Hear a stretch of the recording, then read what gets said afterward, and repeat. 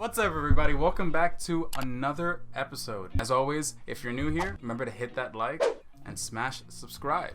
There was a lot of backlash on Twitter. Apparently, J.K. Rowling decided to tweet about an opinion piece titled "Creating a More Equal Post-COVID-19 World for People Who Menstruate." It's a people who menstruate. I'm sure there used to be a word for those people.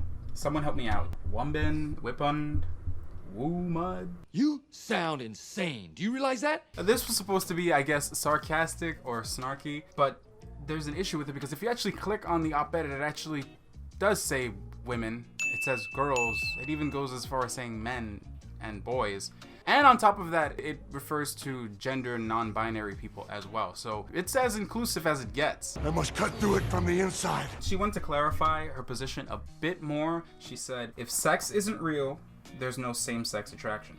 If sex isn't real, the lived reality of women globally is erased. I know and love trans people, but erasing the concept of sex removes the ability of many to meaningfully discuss their lives. It isn't hate to speak the truth. The idea that women like me, who've been empathetic to trans people for decades, feeling kinship because they're vulnerable in the same way as women to male violence, hate trans people because they think sex is real and has lived consequences, is nonsense. There's always that possibility. You have to differentiate the difference between sex and gender. You know, they're two different things. It just makes me question, did you even read the fucking article? Because I read it. I'll leave a link.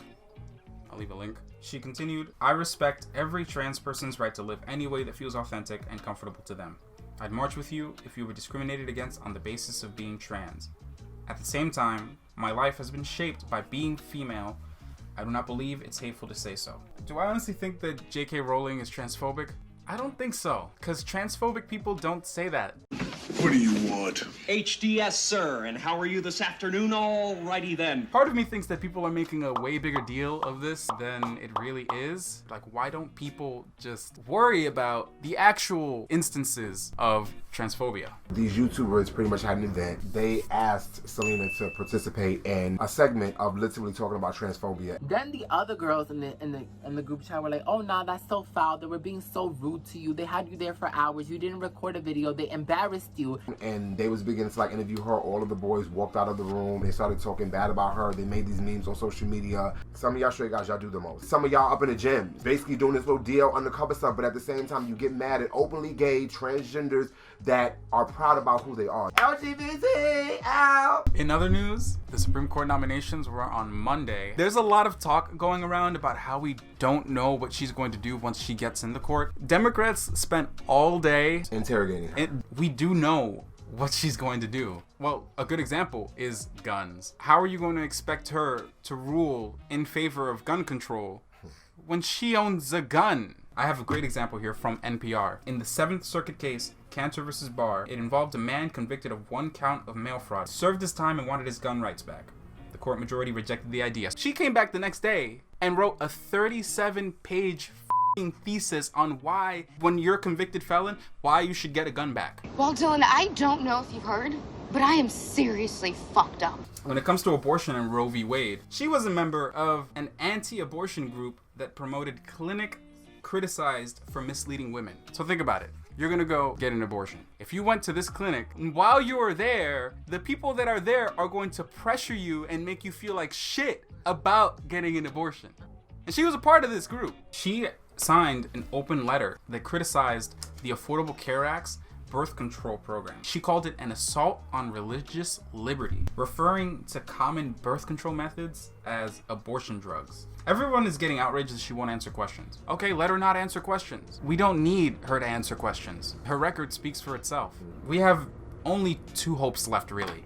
Either the Democrats pack the court, or we pray that Congress stops her from doing the amount of damage that she could do left unchecked. The final story, Barron Trump. Got COVID. We all know how you got it, nigga. You got it from your fat ass father. And we'll put up with the retard in the meantime. Who's the retard? You.